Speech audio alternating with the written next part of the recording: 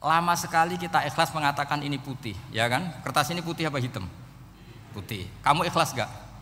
Ikhlas kan? Gak ada yang bayar kan? Kamu mengatakan putih kan gak tak bayar. Terus peci saya ini orang pasti sepakat ini hitam. Dan lama sekali orang mengatakan ini hitam tanpa ada yang gaji. Nah, kenapa kita ikhlas? Karena memang faktanya ini putih, sehingga kita katakan putih. Peci hitam, faktanya juga hitam, sehingga kita katakan. Pertanyaannya, kenapa ketika Allah kamu katakan Tuhan, kamu udah ikhlas? Padahal kamu mengatakan ini putih-putih, gak ada yang gaji juga mau. Alasannya apa? Karena ini fakta. Gitu. Sekarang Allah Tuhan itu fakta apa enggak? Fakta. Loh, kenapa untuk mengatakan Allah Tuhan kamu nunggu opah? Iku ngawur tau ora cara ilmu. Mboten ngawur mboten. Ngawur kan? Harusnya kalau mengatakan fakta itu yang ikhlas. Putih kita katakan putih, hitam kita katakan hitam, meskipun enggak ada yang bayar. Fatihah. A'udzubillahi minasyaitonir rajim. Bismillahirrahmanirrahim. Rabbil alamin arrahmanir rahim. Siratal ladzina an'amta 'alaihim ghairil maghdubi 'alaihim waladdallin. Alhamdulillah masyaallah la quwwata illa billah. Terus niki nerusaken ngaos pertemuan 2 kali, niki yang ketiga. Nerasakan kitab Bukhari tentang Fadhailul Quran atau tentang Mukjizatul Quran. Niki teng Bukhari halaman 193 juz 3. Nggih teng Bukhari niku juz 3 halaman 193, nak teng Fathul Bari juz 9 halaman 573.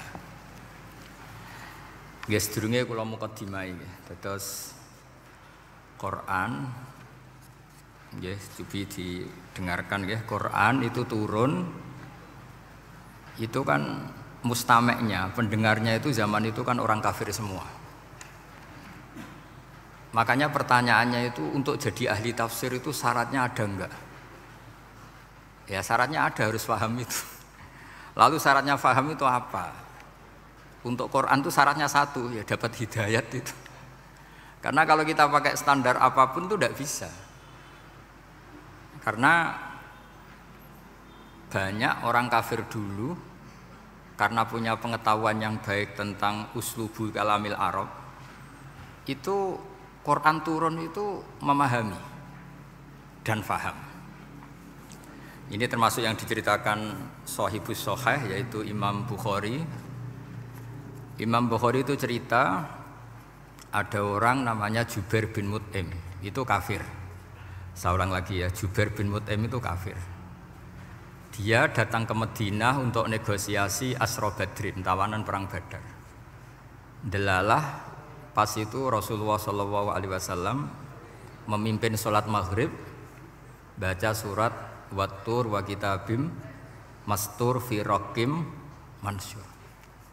Si Jubair ini mendengarkan terus. Mendengarkan itu kok enak. Nah dia mulai argumentasi kekafirannya terganggu, logika kekafirannya terganggu. Itu ketika Allah mulai mempertanyakan am khuliqu min ghairi syai'in. Kalau kalian merasa Tuhan, mbok kamu itu merasa hidup tanpa pencipta. Ya sudah, kalau kalian merasa Tuhan sebagai subjek, sebagai aktor sejarah, kalian harus khuliqu min ghairi syai'in. Manusia itu diciptakan tanpa pencipta. Atau amhumul khaliqun, atau kalian memang pencipta. Lalu kalau kalian pencipta, pertanyaannya Allah, am khalaqus samawati wal ard, apa kalian semua atau mereka yang kafir itu pencipta langit dan bumi? Terus bala yuqinun, pasti mereka tidak pernah berpikir sebagai pencipta langit dan bumi. Walhasil ketika surat itu selesai dibaca, Jubair bin Mut'im langsung menemui Rasulullah SAW. Terus dia masuk Islam. Ya, terus dia masuk apa? Islam. Ini bukti bahwa Quran itu bisa difahami orang kafir dan bisa menjadi sababul hidayah. Sebab itu saya pastikan Jika Quran itu dikaji orang non muslim dengan niat belajar, itu harus diberi hak. Wa in ahadum minal musyrikin astajaroka fa'ajirhu hatta yasma'a kalamullah summa ablihu ma'manah. Jika ada orang kafir minta akad aman supaya dia bisa belajar Quran, harus diberi hak. Karena awal-awal Quran itu saking fasohahnya, saking jameknya, saking jelasnya, bahkan aslama Umar mergo bistimaihi atau bisamaihi ayat Al-Quran. Wa kadzalika aslama Jubair bin Mut'im juga ketika mendengar ayat Quran. Pertanyaannya kan, dia ketika mendengar itu muslim apa masih kafir? Masih apa? Kafir. Dan aslama setelah mendengarkan ayat apa? Quran. Ini nanti saya terangkan secara logika mukjizatnya. Terus ini sekaligus pamit kalian pengurus Menara juga utamanya Pak Najib, ya Haji Najib.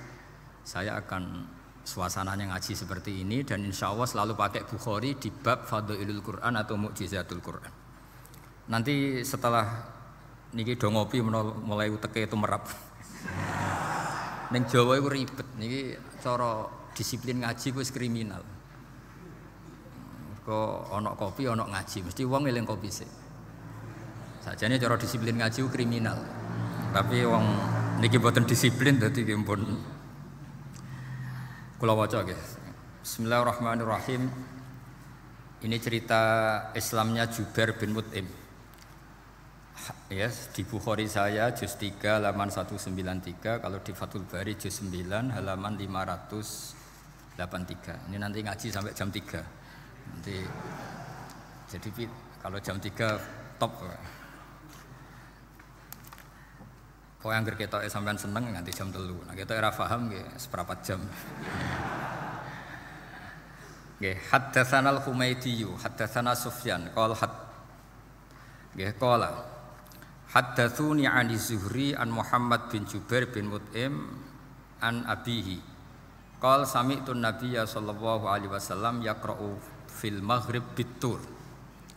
Falamma balagha hadhil ayat am khuliqu min ghairi syai'in am humul khaliqun. Terus am khalaqus samawati wal ard bal la yuqinun am indahum khazainu rabbika am humul musaytirun. Kada qalbi ayatirun. Kada meh-meh apa qalbi ati ingsun iku ayatira yen to terbang apa qalbi. Hampir hatiku itu hilang, nyaliku sebagai orang kafir itu hilang karena argumentasi saya kalah. Kalah itu ya kalah. Jadi karena Allah itu sangat rasional. Saya berkali-kali kalau ngaji bilang Allah itu zat paling fair, paling kalau boleh dibahasakan tuh ngajak kita sangat-sangat rasional. Saya berkali-kali ngaji bilang untuk menafikan Tuhan selain Allah itu Allah cara nantang itu sederhana sekali. Qul ara'aytum ma tad'una min dunillah aruni madza khalaqu minal ardi am lahum syirkun fis samawat. Kalau kalian punya Tuhan selain saya, kata Allah tidak apa-apa. Asal yang kamu tuhankan itu punya reputasi lah. Ketika aku bangun langit itu ya urun-urun tau apa. Melok gawe langit ora, urun semen ora, kok melok jadi pangeran piye. Jadi aruni. Yang kamu pertuhankan Fir'aun Namrud ketika aku bikin bumi itu di mana? Kan tidak ikut. Tahu-tahu lahir di bumi, tahu-tahu sebagai Tuhan. Ini apa-apaan itu. Jadi aruni madza khalaqu minal ardi am lahum syirkun fis sama. Jadi kalau kata Allah, ini yang pikirannya Jubair bin Mut'im, enggak apa-apa kamu tuhankan selain saya kata Allah, tapi am khalaqus samawati wal ard. Apa Lata Uzza Hubal punya reputasi menciptakan langit bumi? Enggak kan balayukinun. Lalu Namrud, Fir'aun dan sebagainya am khuliqu min ghairi syai'in. Apa mereka itu lahir sendiri tanpa pencipta? Enggak juga kan? Nah, logika-logika itulah yang menjadikan Jubair bin Mut'im, Sayyidina Umar, Khalid bin Walid banyak yang menjadi masuk apa? Islam. Tapi logika yang dibangun Quran ini kita sudah mulai lupa. Karena tadi surat iki kasihate ngene, sakake Quran. Waqiah mari duwe Ra'at nyepet wong mati kan sudah kasihate itu sudah. Jadi bayan arah mati diwacana surat napa? Ra'at. Dia lupa secara fikih itu hukumnya gimana itu? Apa qatil enggak? Ada orang mau mati tidak mati-mati, kamu bacakan rakaat langsung mati. Ini pembacanya ini kotil apa enggak? Ini harus dibahsul masail di Masjid Menara. Karena sebelum dibacakan rakaat itu enggak mati-mati, setelah dibacakan mati. Ini kategorinya itu kotlun amdul khotok apa khotok sibul khotok apa. Jadi Quran itu menjadi hilang mukjizatnya kalau kita terus ngomong kasiat ya. Waqiah terus mari di duwe rakaat nyepet nawang napa? Mati. Terus surat Baqarah itu mari tolak napa? Apa terkenalin? Tolak santet ya. Ya sebetulnya enggak apa-apa tapi yo sakake Qur'ane lah, jangan ya tetap fungsi dasar Quran ya dabaru napa ayat. Mungkin kalau terangkan. Di sini kada qalbi ayatira. Kula waos ya tengene Fathul Bari. Ka'annahu inzi'ajun inda sama'i hadil ayat atau inda sima'i hadil ayat. Kalau maca 2 kali karena kalau sampean di guru sing macane simak. Guruku maca simak Gus Bak sama tak waca ping pindho inda sama'i hadil ayat untuk inda sima'i hadil ayat. Li fahmihi ma'naha wa ma'rifatihi bima tadammanathu. Fa fahima al-hujjata fastadrakaha bilati fi tabih. Wa dzalika min qaulihi am khuliqu min ghairi syai'in. Terus sampai am khuliqu al makna am khuliqu min ghairi khaliqin. Wa dzalika la yajuzu. Terus li anna ma la wujuda lahu kaifa yakhluq. Wa idza batalal wajhani qamatil hujjatu alaihim bi anna lahum khaliqan. Begini ya kalau terangno nggih. Mboten sampean kulino argumentasi Quran. Ketika Allah menafikan Tuhan selain dirinya, saya ulang lagi, ketika Allah ingin menafikan Tuhan selain dirinya, sebenarnya argumentasinya itu gampang sekali. Kita tahu di awal juz 6 misalnya qul ara'aitum ma tad'una min dunillah, ara'aitum di tafsir-tafsir akhbiruni. Coba saya kasih tahu ara'aitum bi makna apa? Akhbiruni. Coba kasih tahu saya. Kalau mereka itu Tuhan apa reputasinya? Aruni, tunjukkan ke saya. Madza khalaqu minal ardi. Ketika aku menciptakan bumi itu mereka urun apa? Fir'aun lahir di bumi, Namrud di bumi, Nabi Isa di bumi. Semua yang kamu tuhankan lahir di bumi. Lalu ketika bumi diciptakan kontribusi mereka itu apa? Mbok kalau yang merasa jadi Tuhan tuh mbok yo gawe lah urun gitu. Gampangane iku yo wong iku ana kualifikasine. Nek dadi kiai iku yo tau mutolaah. Tahu ngaji bafail macam-macam lah soalnya. Nak jadi wong sugih itu syaratnya ya diwarisan atau pekerja keras kan kabeh ono syarat. Maksud jadi pangeran tanpa kualifikasi, jadi presiden yang menang di pemilu. Ini jadi Tuhan kok tidak punya reputasi aruni madza khalaqu minal ardi am lahum syirkun fis samawat. Kok jadi Tuhannya bumi ya reputasinya menciptakan bumi. Lah Jubair bin Mut'im itu orang kafir, saya ulang lagi orang kafir. Terus Allah membombardir dengan argumentasi am khalaqus samawati wal ard. Yang kamu tuhankan apa menciptakan langit bumi? Am khuliqu min ghairi syai'in. Apa yang kamu tuhankan itu wujud begitu saja tanpa pencipta. Wos pokoknya dibombardir gitu. Sampai beliau tidak kuat akhirnya matur Rasulullah asyhadu alla ilaha illallah wa annaka rasulullah. Jadi dulu itu mukjizatnya Quran itu orang kafir saja tahu. Saking dahsyatnya, logika yang dibangun itu saking dahsyatnya. Dan itu murni argumentasi ilmiah, bukan jimat, mboten. Terus diwaca sakmene ambek poso, mboten enten ngoten riyen. Yes, pokoknya memang ilmiah. Saya punya sekian contoh. Sampean boleh enggak percaya, tapi kebangetan ora percaya. Dulu di antara sifatnya Rasulullah, saya sering ya kadang-kadang ya kepengen emosi lah, wong dikandani pangeran kok angel ra karuan. Tapi dulu para nabi itu disifati Allah qad ja'atkum bayyinatum mir rabbikum. Orang-orang kafir dulu disalahkan Allah karena sudah ada bayyinah. Bayyinah itu kebenaran yang ketok welo-welo, begitu jelas. Sehingga Allah ketika mensifati kekasihnya yaitu Rasulullah SAW, itu status yang ditonjolkan Allah itu apa?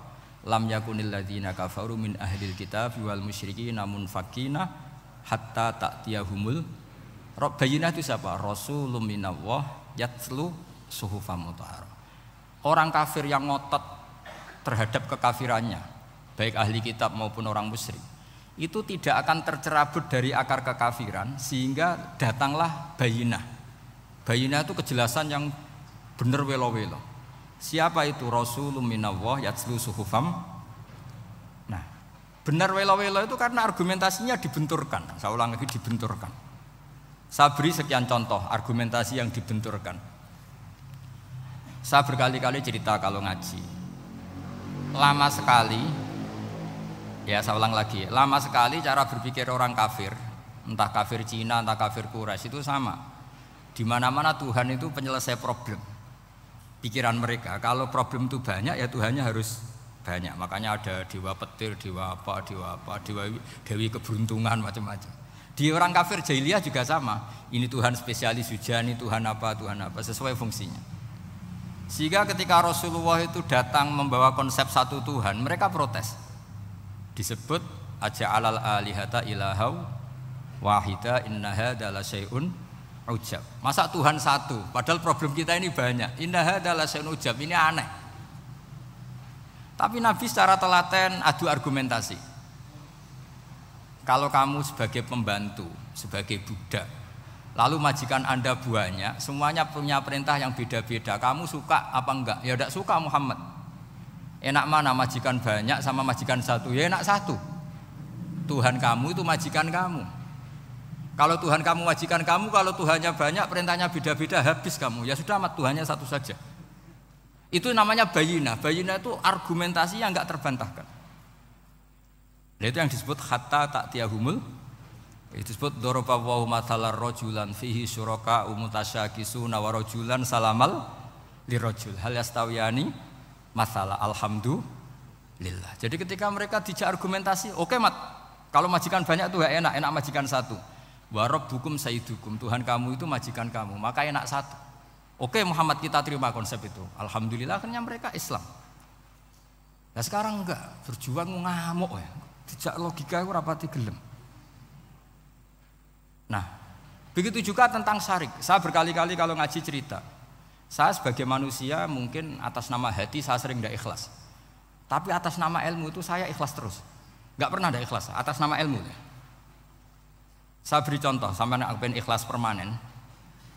Meskipun aku sepotonganmu ya ikhlas, tapi ini latihan, jenenge latihan. Nah ini saya beri contoh, nanti setelah pulang ngaji ini pasti ikhlas. Secara ilmu paling enggak. Ya saya ulang lagi secara nah hati sing roh hati banyak kepentingan lah jenenge hati. Lama sekali kita ikhlas mengatakan ini putih, ya kan? Kertas ini putih apa hitam? Putih. Kamu ikhlas enggak? Ikhlas kan? Enggak ada yang bayar kan? Kamu mengatakan putih kan enggak tak bayar. Terus peci saya ini orang pasti sepakat ini hitam. Dan lama sekali orang mengatakan ini hitam tanpa ada yang gaji. Nah, kenapa kita ikhlas? Karena memang faktanya ini putih. Sehingga kita katakan putih. Peci hitam faktanya juga hitam sehingga kita katakan. Pertanyaannya, kenapa ketika Allah kamu katakan Tuhan, kamu udah ikhlas? Padahal kamu mengatakan ini putih-putih, gak ada yang gaji juga mau. Alasannya apa? Karena ini fakta.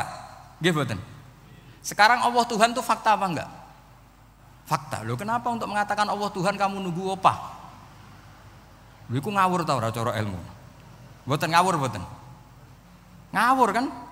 Harusnya kalau mengatakan fakta itu yang ikhlas. Putih kita katakan putih, hitam kita katakan hitam, meskipun nggak ada yang bayar. Nah itu ilmu. Maka kalau kita dengan ilmu nyembah Allah mesti ikhlas. Ya Allah memang kau Tuhan ya tak sembah. Atas nama ilmu loh, saya ulang lagi. Atas nama. Tapi kalau atas nama hati, Gusti nggih nyembah lah Gusti nyuwun opah lah. Kalau ini kan maksudnya ku yo piye no, jadi ribet. Makanya di bab fakta itu Allah ngendikan waman azlamu mimman abadani li jannatin aw narin laulam akhluq jannatan wala naron alam akun ahlan al-uto'ah. Siapa yang lebih zalim ketimbang orang yang menyembah saya yang karena takut surga atau ingin masuk surga atau takut neraka. Andai kan saya sebagai Tuhan tidak menciptakan surga atau neraka, apa terus saya tidak dituhankan? Umpama pangeran ragai swarga neraka tetap pangeran tora. Tetap pangeran kan? Jadi ilmu itu beda dengan rasa. Ilmu itu pasti objektif. Nah, dulu saya ulang lagi, orang kafir itu dijak begitu itu mau. Sehingga ketika mereka Islam hari pertama saat itu juga langsung ikhlas karena logikanya permanen. Saya beri contoh ya. Orang kafir itu kan pernah nganggap fungsi Lata, Uzza, Hubal, Manat itu setingkat sama Allah. Padahal mereka oleh mereka dianggap syarik, dianggap setara, dianggap mitra, dianggap sederajat dengan Allah. Sehingga mereka diceritakan Allah, balhum qaumu ya'dilun. Mereka komunitas kaum yang menyamakan selain Allah dengan Allah. Padahal gak mungkin kan, selain Allah setara dengan Allah kan gak mungkin. Iku dulu lan nerangno kangelane sak boleh. Cara gurune kuwi. Gurune Kanjeng Nabi Muhammad sallallahu alaihi wasallam. Iku nerangkan sekali itu orang kafir paham semua dan semuanya masuk Islam. Itu hebatnya bayina hatta ta'tiyahumul bayin. Nabi cara nerangkan diajari Allah begini. Misalnya saya kerja keras, kemudian beli Innova. Ya, atau adol warisan beli Innova. Kemungkinannya kan kerja keras atau warisan. Utawa ngerayu mertua kelar tuku Innova, kemungkinan itu sing rodok dake itu jalur pintas ngerayu mertua lewat bojone maksudnya semacam-macam lah. Apapun itu ciri khas pemilik itu nggak ingin orang lain itu setara dengan dia. Kue kerja keras nabung puluhan tahun beli Innova, kemudian teman kamu udah ikut beli, cara nguasai Innova itu sama dengan kamu. Nak nyiler atau pamit atau bengsini, sak enak ide. Kue mangkel gak kira-kira? Kamu punya rumah, terus ono wong mlebu slonang-slonong kayak pemilik, kamu mangkel enggak? Mangkel. Nah, Allah cara membuat tamsil itu ya begitu. Halakum mimma malakat aimanukum min syuraka'a fi ma razaqnakum fa antum fihi sawa takhafunahum ka khifatikum anfusakum. Coba kalau kamu punya barang, kata Allah, kamu punya barang, punya sesuatu dan itu milik kamu karena kamu yang beli. Kemudian ada orang lain yang cara memilikinya sama dengan kamu. Mau enggak kamu seperti itu? Ya enggak mau Muhammad, ini milik saya kok ada orang lain yang merasa setara dengan saya, enggak mau saya. Kalau orang lain mau pinjem ya harus ngemis-ngemis lah, harus dodok-dodok. Ya seperti itu Allah itu bumi itu yang menciptakan Allah sendiri. Kemudian kamu menyertakan orang yang dia ikut menciptakan setara dengan Allah, ini apa-apaan? Oke Mat, kalau gitu Allah la syarikalah. Jadi itu tamsil apa? Saya ulang lagi ya, kalau kamu beli Innova, mau nggak ada orang lain yang cara menguasai Innova itu setara dengan kamu? Mau nggak? Nggak mau kan? Bahkan istri saja nak nganggo kudu pamit. Nak lagi neng-nengan, arah neng-nengan ya oleh.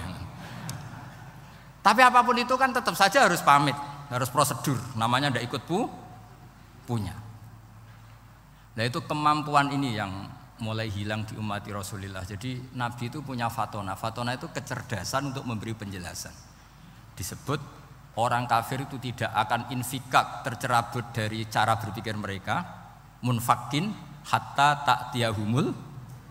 La bayina itu siapa? Rasulun minallah yatlu suhufam mutahhar. Jadi Nabi itu kalau memberi penjelasan itu gampang sekali. Baik itu penjelasan akidah maupun penjelasan fikih. Dulu di Medina itu abkhosun nasi kailan. Orang Madinah itu orang paling curang kalau dagang dulu sebelum Rasulullah datang.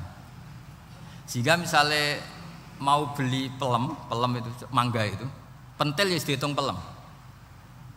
Jadi busron itu kurma pentil ya dihitung kurma. Misalnya kulaan pari hijau wis dituku, padahal urung jelas dadi padi. Nah nanti kalau kena badai angin ya sudah, apa itu uang itu nggak kembali. Ketika Rasulullah datang, Nabi mau tanya, "Cung ke tuku apa?" Tumbas pelem. Sekarang satu pohon pelem dituku 2 juta, itu rego pelem ta rego pentil? Mbak sampean jawab ya. Pentil kan gak ono regane, sakmene niku. Ndak ketika dibayar 2 juta itu rego pentil apa rego pelem? Pentil lho mboten. Ketika pentil sakmene dituku 2 juta satu pohon itu rego pelem atau rego pentil? Pelem kan? Sekarang faktanya pentil apa pelem? Pentil.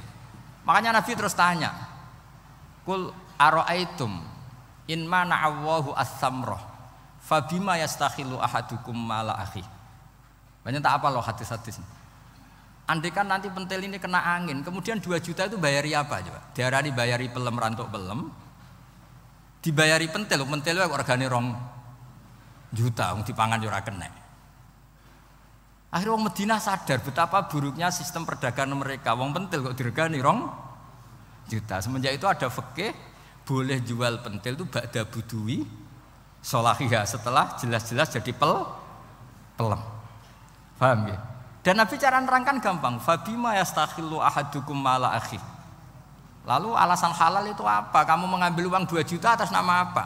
Atas nama pelem ya Rasul, di peleme. Atas nama pentil, mosok pentil regane 2 juta. Jadi akhirnya orang Madinah sadar semenjak itu tidak jual buah-buahan qobla budui solahiha sebelum kelihatan berstatus napa? Samroh buah. Jadi Nabi itu orang yang kalau menjelaskan itu gampang sekali. Dulu itu Nabi pernah dibully orang Bedui. Nabi pernah ngendikan la adwa wala tiarota wala hamah. Tidak ada penyakit menular. Ya ada orang Bedui itu iseng. Iseng itu ya iseng. Ada unta gudiken dijejero unta waras. Akhirnya sing waras melok gudiken. Si Bedui ya rodok kurang ajar. Rasulullah ditimbali. Ya rodok kacau ngiwanya. Alhamdulillah gak wong kudus.